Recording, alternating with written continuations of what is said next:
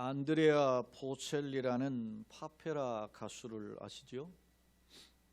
이 안드레아 보첼리라고 하는 분은 소위 두 개의 음악 장르를 함께 부르는 소위 퓨전 뮤직, 이것을 이제 흔히 크로스오버 뮤직이라고 하는데요.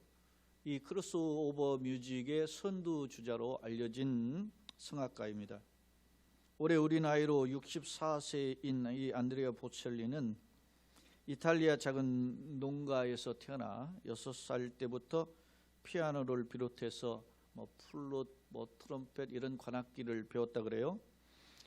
하지만 그는 태어날 때부터 선천적인 녹내장을 앓고 있어서 12살 때 축구 시합을 하다가 머리에 충격을 받고 결국 시력을 잃고 말았다고 합니다. 그 후에 피사대학교에서 법학을 공부해 법학 박사가 되었고 변호사로 활동했었는데요.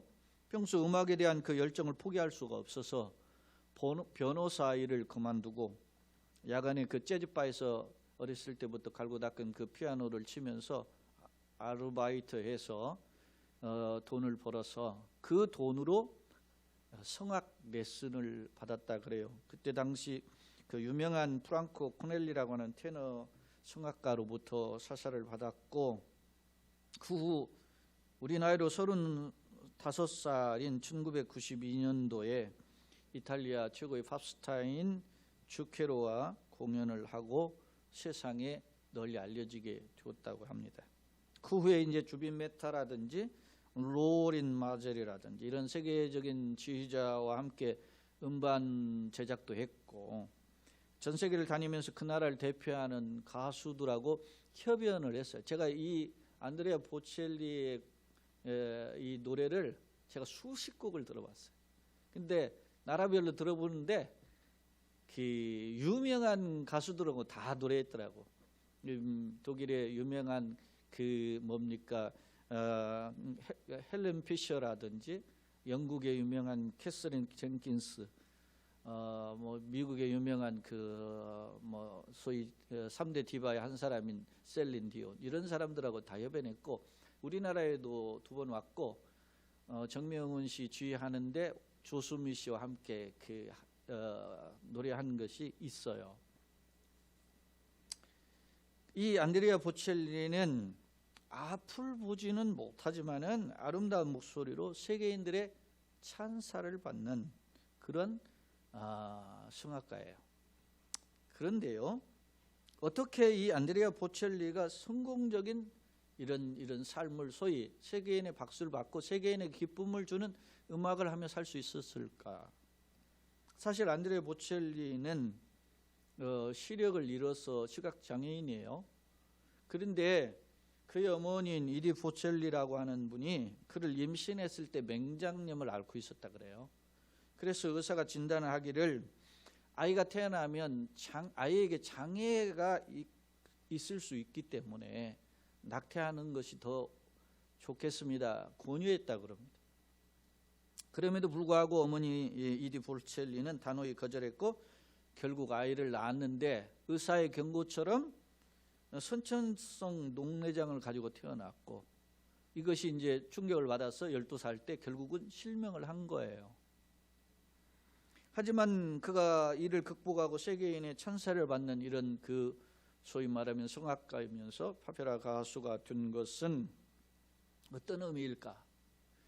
언젠가 그 인터뷰하는 그 내용이 그 영상으로 그 소개를 되었어요. 당신은 크로스오버 뮤직의 선두주자인데 어떻게 다 이렇게 그 성악도 하면서 이렇게 팝도 같이 섞어서 같이 부르게 되었느냐 이렇게 부르니까 이분이 이렇게 대답을 하더라고요.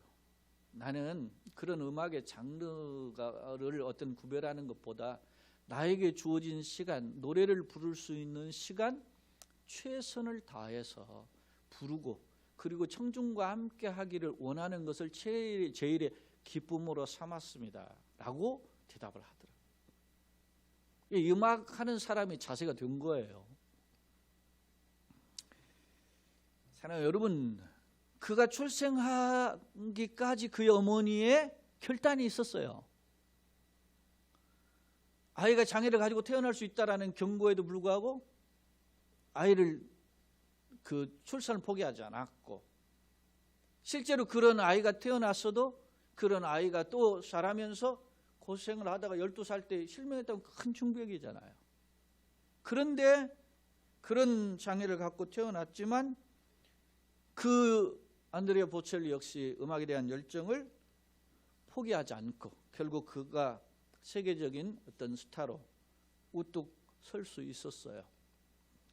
얼마 전에는 제가 이렇게 인터넷 그 유튜브 영상 검색하다 보니까 자기 그 예쁜 딸하고 어린 딸하고 기타를 치면서 같이 노래를 부르는 내용이 그 영상에 올라와 있더라고요. 아름답게 보이더라고요.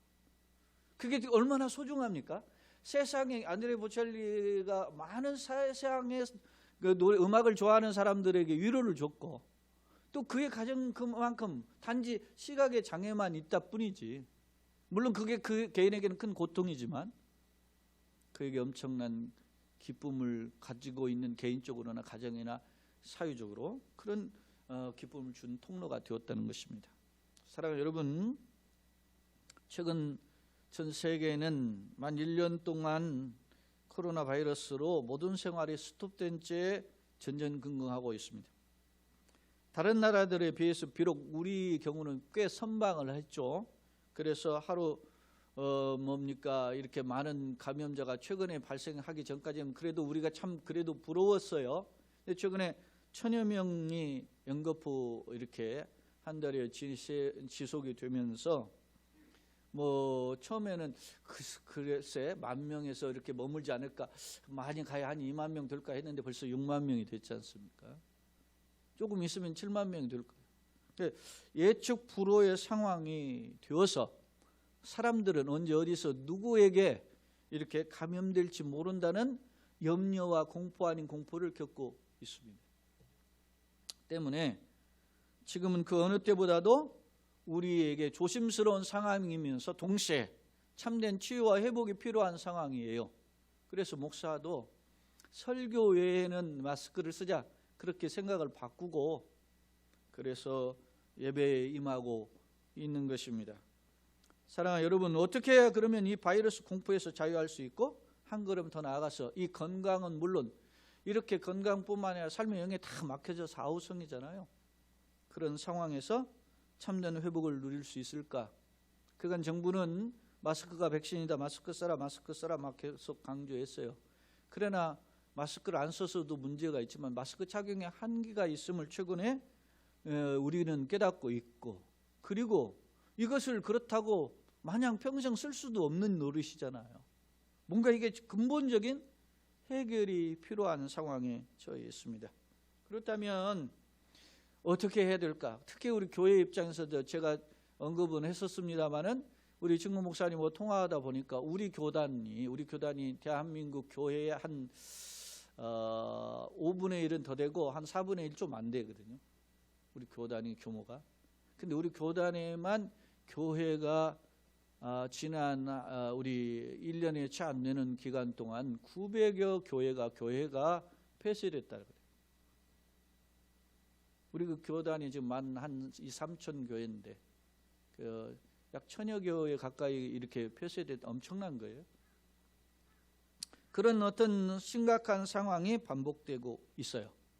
소위 한마디로 말하면 한 번도 경험하지 못한 상황이 지금 펼쳐지고 있는 상황에서 어떻게 해야 참된 치유와 회복을 경험할 수 있을까?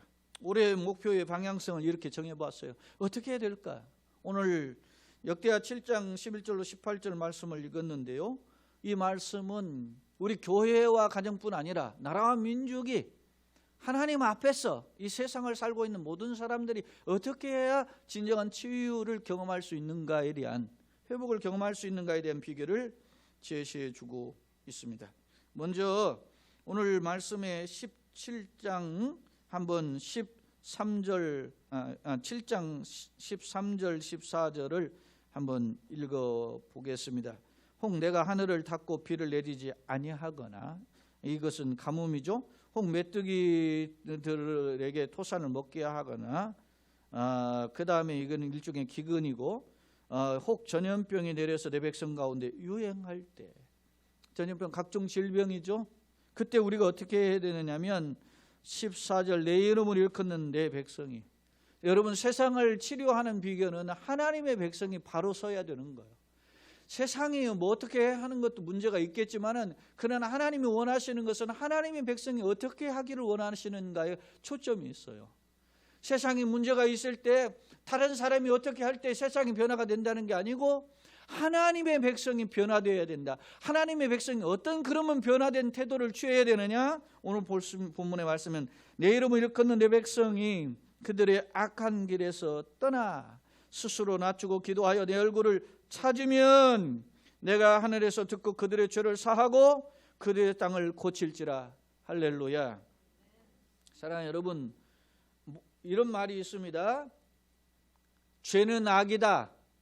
죄 이퀄 악이다. 그러나 모든 어떤 악의 어떤 고통, 악의 범죄에는 고통이 좀 들어가 있어요. 모든 고통은 그렇다고 죄는 아니다. 이런 그 신학적 이론이 있어요. 그러니까 우리가 당하는 이 고통이 지금 코로나와 같은 것은 고통이잖아요.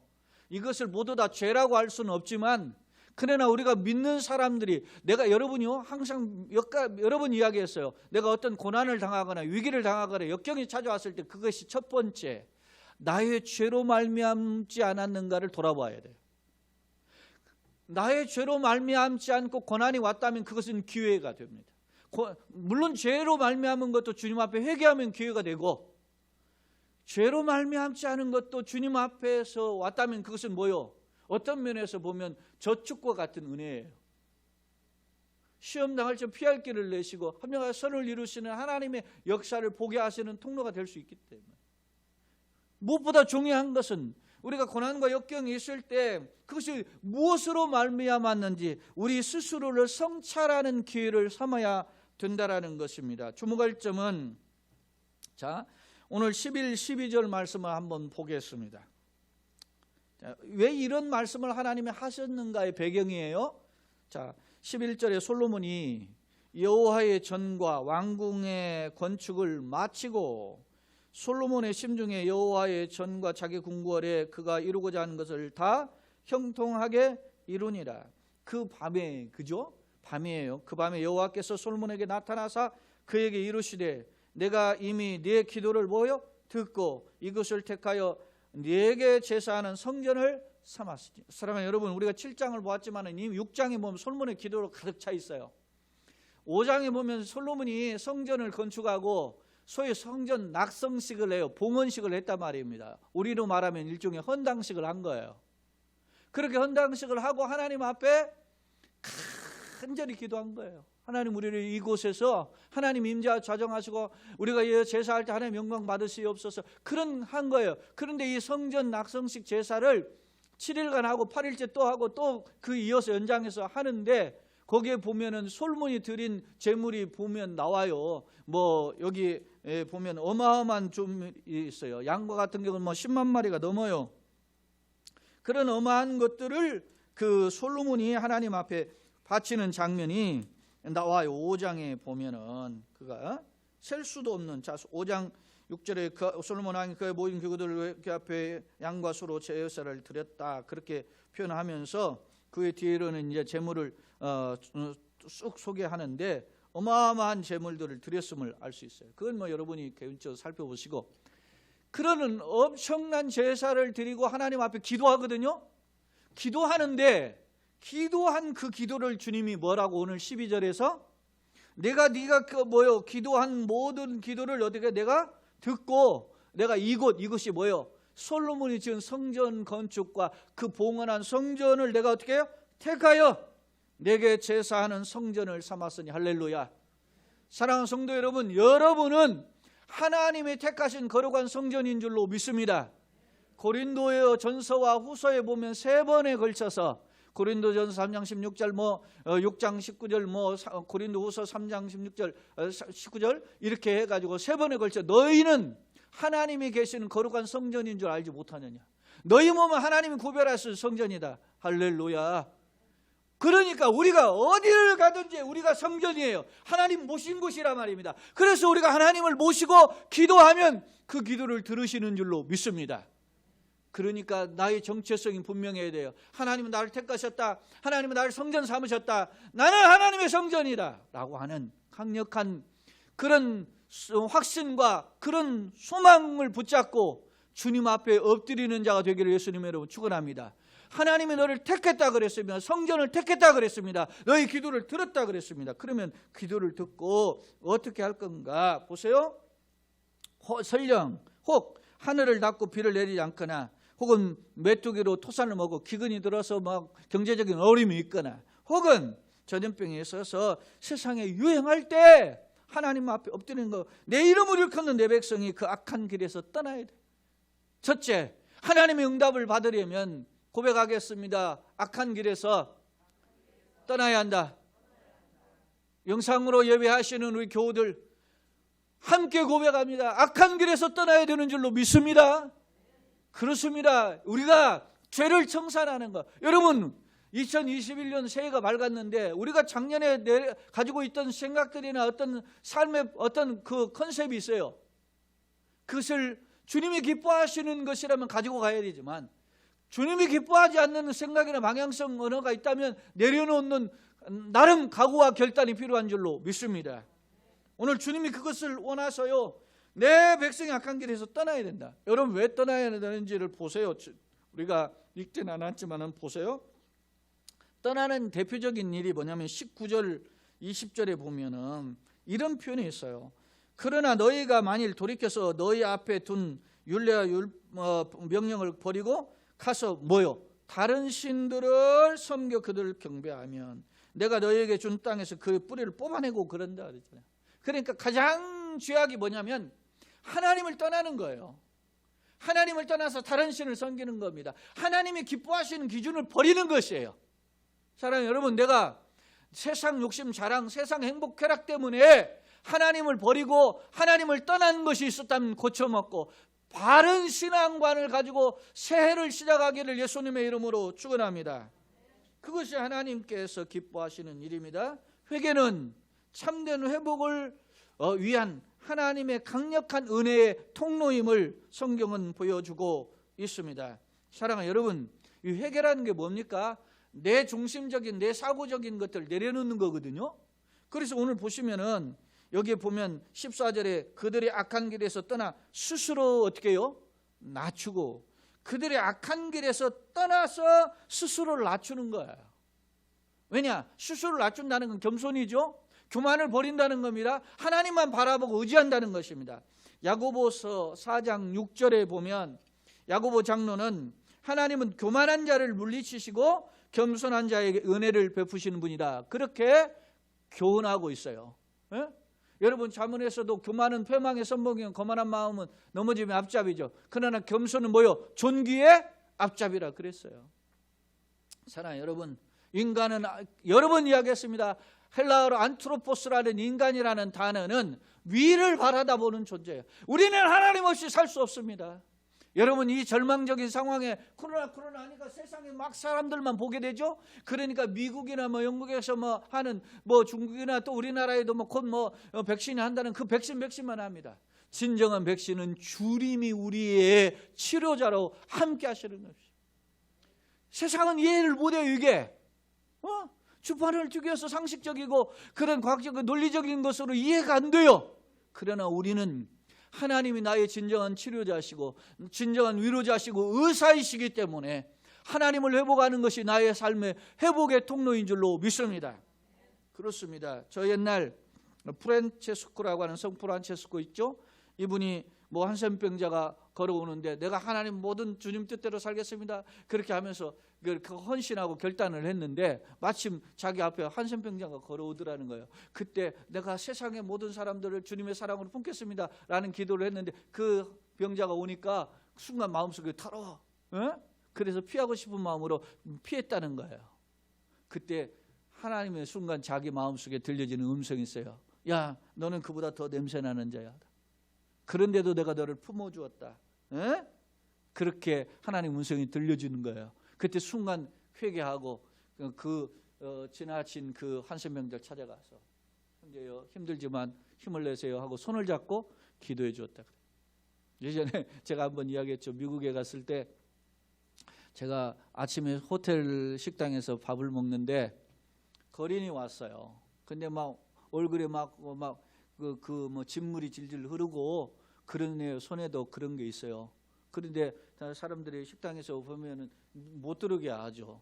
그런데 그렇게 어떻게 있는 걸 뭐 동전을 이렇게 뭐 25센트라든지 아니면 1달러짜리를 주거든요. 근데 제가 10달러짜리 지폐를 줬어요. 그랬더니 그분이 막 God bless you, God bless you 하면서 막 저한테 막 하면서 그래요. 그래서 제가 손을 잡고 잠깐 하나님이 당신을 사랑합니다 하면서 내가 해줬어요. 그랬더니 그러고서는 갔어요. 그랬는데 다른 아침 식사를 하시던 목사님이 저한테 와가지고 강 목사님 저분 한센병자 같아. 그래서 제가 이게 아침 밥을 먹다 이걸 어떻게 이 손을 어떻게 내가 잘라버리고 싶은 막 그런 생각이 들더라고. 그래서 그 옆에 가가지고 잠깐 이렇게 손을 뭐 씻는 세면 시설 없으니까 그게 이제 행커치브로 이렇게 닦아냈는데 막 그래도 이게 뭐 있는 것 같은 이게 인간이에요. 사랑하는 여러분, 주님이 냄새나고 추한 우리를 받아주셨음에 감사하는 자 되기를 예수님의 이름으로 축원합니다. 신앙의 은혜는 거기서 출발합니다. 예수님의 피 묻은 보혈을 바라볼 때부터 은혜가 출발하는 줄로 믿습니다. 사랑하는 여러분, 그러면 또 어떤 은혜가 임해야 되는지 우리의 자세가 어떻게 되는지 보세요. 내 이름 일컫는 내 백성이 그들의 악한 것을 회개하라고 그랬잖아요. 겸손과 더불어서 낮추고 어떻게 해요? 기도하여 내 얼굴을 어떻게 해요? 찾으면. 여러분, 내가 잘못을 뉘우치고 자신을 겸손하게 할 수 있죠. 그런데 적극적으로는 어떻게 해요? 하나님께 나아가야 돼요. 그 하나님께 적극적으로 나아가는 게 뭐예요? 기도라는 것입니다. 기도하여 내 얼굴을 찾으면이라고 성경은 기록하고 있어요. 사랑하는 여러분, 주님 앞에 간절한 마음으로 엎드림으로 주 앞에 나아가는 기도의 삶이 회복되는 저와 여러분 되기를 예수님의 이름으로 축원합니다. 언젠가도 제가 그런 이야기 했지만 과학자들이 인간의 뇌를 분석해 보니까 인간의 뇌가 어떤 사람은 5%, 어떤 사람은 많이 써야 10%, 뭐 예를 들어서 뭐 아인슈타인 같은 경우는 10%밖에 못 썼다는 거예요. 아인슈타인 같이 그렇게 잘 뇌를 활용한 사람은 10% 썼고 그렇지 않은 일반인들은 보통 5% 쓴다는 거예요. 뇌에. 그러면 나머지 90%, 95%를 어떻게 하느냐. 그러니까 어떤 분이 이런 말을 했어요. 하나님께서 90%, 95%의 영역은 하나님과 친밀한 교통으로 채워지기를 원하신다. 사랑하는 여러분, 여러분 저는 기도할 때 수없이 많은 깨달음을 얻어요. 기도는 내가 막 생각하고 말하는 것 같죠. 제가 요즘 새벽은 추우니까 막 여기 예배당을 막 수십 바퀴를 그냥 걸어서 돌면서 눈 뜨고 하죠 뭐. 그렇게 하는데 그때 하나님 앞에서 막 제가 깨닫게 하고 막 저를 통곡하게도 하고 이 자리에서 통곡하게도 하고 그런 게 있어요. 그게 어디서 나와요? 하나님이 나에게 말씀하셔요. 기도는 막 그 기도하는 순간에 내 자신을 향하여서 계속 말씀하시는 거예요. 주님의 음성을 듣는, 기도를 통해서 주님과 친밀하게 교통하는, 주님과의 관계를 회복하는 그런 은혜가 있기를 예수님의 이름으로 축원합니다. 시편 기자는 하나님을 가까이 함이에게 복이라 했어요. 하나님을 가까이 하는 것입니다. 이 어려운 상황 속에서 하나님을 떠나는 것이 아니라 하나님을 가까이 해야 돼요. 그런 면에서 보면 오늘 우리가 17, 18절은 하나님을 가까이 하는 자에게 주시는 복이고, 앞서 제가 19, 20절 잠깐 보았죠. 19절로부터 마지막 22절은 하나님을 떠난 자에게 주시는 징계예요. 자, 17, 18절을 한번 봅시다. 하나님을 가까이 하는 자, 제가 16절을 읽고 17절을 한번 15, 16절을 읽고 연결해서 한번 읽겠어요. 이제 이곳에서 하는 뭐요? 기도에 내가 눈을 들고 귀를 기울이리니. 하나님 귀를 기울이신다.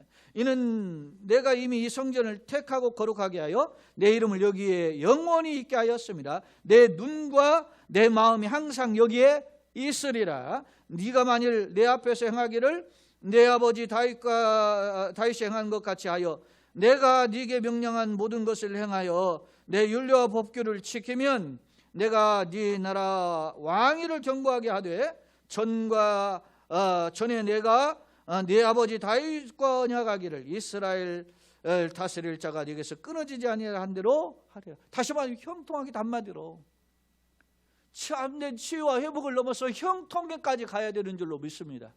그래서 참된 치유와 회복을 경험해야 돼요. 맛보고 누려야 된단 말입니다. 에? 아무리 맛있는 음식이 있어도 그것을 구경만 하고 냄새만 무슨 소용이에요. 그걸 맛보고 그것을 소화시킬 수 있는 그런 즐거움이 있어야 되는 거예요.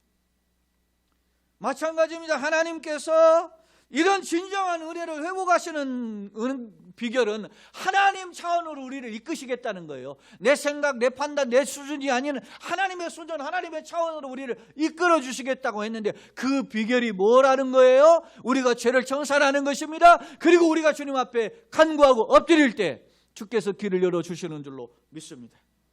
반대로 그것이 겸손인데 반대로 그 반대가 뭐겠어요? 그러면 교만이죠. 교만한 자에게는 앞서 그러나로 시작하는 19절 20절이었지 않았습니까? 보세요. 자, 21절 22절을 한번 보겠어요.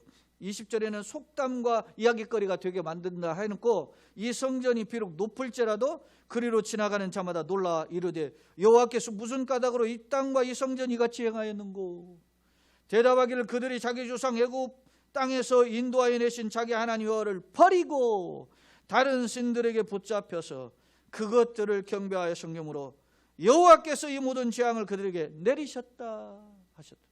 사랑하는 여러분, 우상 숭배가 뭡니까? 하나님보다 우리의 삶의 모든 일순위를 하나님보다 앞세우는 것 전부 다 우상 숭배.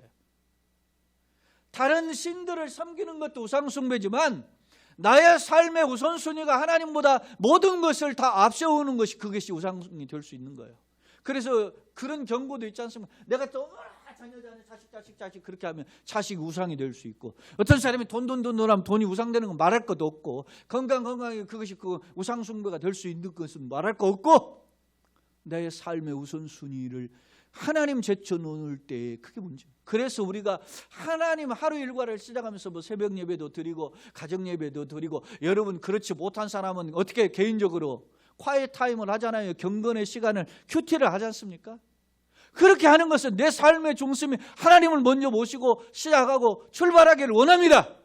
그런 것입니다. 사랑하는 여러분, 많은 사람들이 뭐 이번에 막 저 코로나 때문에 못 갔죠. 뭐 해마다 해돋이를 맞이해서 동정진 가고 막 일출을 목격하려고 하잖아요. 그 장광을 보면서 소망을 품는 거 아닙니까? 그런데 우리는 새해 첫 시간을 그 영신 예배로, 제가 오늘 예배도 영신 예배에 오신 분들을 제외하고 나머지 분들만 예배원을 넣은 거예요. 영신 예배 순서 넣었는데도 못 오셨던 분을 또 넣기도 했고, 그런데도 이 첫 시간, 1년의 첫 시간과 1년의 첫 주 예배에 귀중한 것을, 첫 시간을 내 마음을 들여서 하나님께 예배함으로 시작하기를 원합니다. 그런 시간을 목사가 최소한 고민하면서 드린 거예요. 올라오지 못하고 영상으로 참여하신 분들에게는 참 미안한 일이지만, 그러나 이런 여러분 우리 모두의 이런 정성이 주님이 기억하신 바 되고 하나님께 영광이 되기를 예수님의 이름으로 축원합니다. 이야기 하나를 하고 마치겠습니다. 오늘 이 7장이 있는데 그 뒤에 이 솔로몬의 다음 왕이 누구냐면 솔로몬의 아들인 르호보암인데요. 르호보암의 치적을 10장부터 12장까지 기록하는데 10장, 12장에는 그가 부흥하고 성공한 이야기가 있어요. 그런데 이 르호보암이요, 아버지 솔로몬처럼 그렇게 하나님을 제대로 섬기지 못했어요.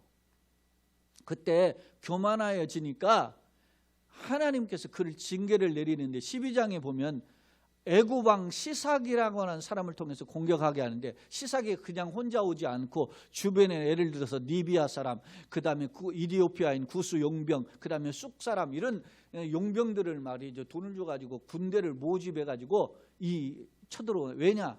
당시 솔로몬 시대 이스라엘이 얼마나 강력한 나라였기 때문에 이걸 넘보려면 이제 그의 아들이 때지만 넘으려면 거대한 군사가 필요해요. 그래서 쳐들어왔는데 애굽 왕 시삭이 여러 성읍들을 취했다고 그랬는데 성경 그렇게 나오는데, 사실은 그 역사의 기록에 보면, 그 역사가들의 기록에 보면 180개 성읍을 뺏게 돼. 어마어마하게 뺏긴 거예요. 초토화가 된 상황이에요. 그런데 역대하 12장 5절에 하나님이 뭐라고 말씀하시느냐면 너희가 나를 버렸으므로 나도 너희를 버려 시삭 손에 넘겨놓으라, 그렇게 말씀하세요. 역대하 12장 5절에. 왜 이런 역경이 왔느냐? 하나님을 떠났기 때문에, 하나님을 1순위 삼지 못했기 때문에, 내 삶에 치우쳐서 내 삶의 분주해서 하나님을 놓쳤기 때문에, 막 흥황하고 장대하면 그것이 내가 잘한 것처럼 착각했단 말입니다. 사랑하는 여러분, 진정한 회복은 하나님을 찾는 일에서 시작되는 줄로 믿습니다. 내가 하나님을 찾으려니까 냄새나는 거 버려야 되죠. 하나님 더 간절히 찾기 위해서 예배와 기도의 삶을 하게 되는 것입니다. 미국의 대부흥 역사를 이끌었던 사람, 미국의 어마어마한 선교사들이 왔는 거 아닙니까? 여러분이 퓨리턴들이 와서 온 거 아니에요? 청교도들이 그렇게 세워졌는데 얼마 시간이 지나 보니까 미국이 정말로 부패했다는 거예요. 황금의 땅을, 축복의 땅을 살면서 많은 복을 말이죠, 하나님의 은혜로 생각하지 못하고, 그럴 때 미국에서 깨닫기 시작한 운동이 소위 대각성 운동이에요. 이 대각성 운동에서 앞장서서 일을 했던 일꾼 중에 하나가 찰스 핀인데, 찰스 핀이가 그런 말을 했어요. 그리스도인들에게는 하나님의 첫사랑을 회복하는 것이고 죄인들에게는 과거를 뉘우치는 것이 진정한 부흥이다 그랬어요. 네? 우리에게 하나님의 첫사랑을 회복하게 하여 주옵소서. 우리에게 잘못이 있다면 죄를 청산하게 하여 주옵소서. 그렇습니다. 그래서 찰스 핀이가 한 말이 있어요. 진정한 부흥은 뭐냐면 하나님께 엎드림, 하나님께 굴복함으로 시작된다 그랬어요. 그렇습니다. 오늘 우리 교회와 한국 교회와 여러분의 가정과 여러분이 하나님의 부흥을 경험하는 그런 통로가 되는 올 한 해가 되기를 예수님의 이름으로 축원합니다. 길을 여시되 하나님의 회복의 능력이 나타나기를 예수님의 이름으로 축원합니다. 여러분요, 이스라엘 백성이 블레셋의 강력한 침공을 받았을 때 어떻게 해요? 사무엘이 제일 먼저 한 게 뭐였어요? 제사를 드렸어요. 제사를. 네? 전쟁할 때 전쟁을 준비해야 되는데 하나님께 제사를 할 때 하나님께서 말이지 우박을 동원해서 블레셋 군대를 치잖아요. 그런데 나중에 그걸 알고 사무엘이 오지 않으니까 나중에 블레셋 군대가 또 쳐들어왔을 때 어떻게 사울이 그걸 흉내내다가 망했지 않습니까? 망령되이 행했다 그랬잖아요. 사무엘이 더디 오니까 준비가 안 된 거예요. 폰만 잡고 껍질만 예배당에 있는 게 아니라 마음 중심으로 하나님께 예배하고 삶으로 하나님을 향하여 결단할 때 기적이 시작이 되는 줄로 믿습니다. 사랑하는 여러분, 하나님을 믿는 백성이 우리들입니다. 그런데 우리의 상황이 코로나로 앞서 교회가 전전긍긍하잖아요. 지금 교회가 어려운 상황. 제가 많이 고민했어요. 왜 과연 1부, 2부 해야 되느냐, 그런 생각. 그런데 예배의 소중함을 목사가 또 빼앗는다는 것이 있고, 그럼에도 불구하고 또 한 번 더 몇 분이라 올라오시면 아무래도 1부, 2부 나눠서 하지만은 아무래도 감염 노출되는 어떤 것이 있기 때문에 그것도 고민이잖아요. 그래서 많은 고민을 하면서 새해 예배는 어떻게 할까? 다음 주부터 진행되는 예배가 정말 주님께 예배고 교회와 가정, 성도가 사는 통로가 될 수 있기를 원합니다. 하는 마음으로 여러분 예배해 주시기를 원합니다. 저 옛날 세리는 감히 고개를 들지 못하며 가슴을 치면서 주의 나는 죄인으로소이다, 나를 불쌍히 여기소서 할 때 주님께로부터 의롭다 인정을 받고 돌아갔습니다. 세리와 같은 자도 회복시키시는 것이 주님의 뜻인 줄로 믿습니다. 바로 이러한 주의 은혜를 기억하고 절대절명의 위기의 시대에 주님 앞에 주님의 참된 회복 치유를 소망하며 주님께 우리의 삶을 돌아보고 찢고 마음을 찢고 몸을 찢고 그리고 엎드리심으로 주님으로 예배되신 주님께서 예비하신 그런 은혜와 복을 덧입고 누리는 우리 교회와 가정과 성도 되시기를 예수님의 이름으로 축원합니다. 아멘.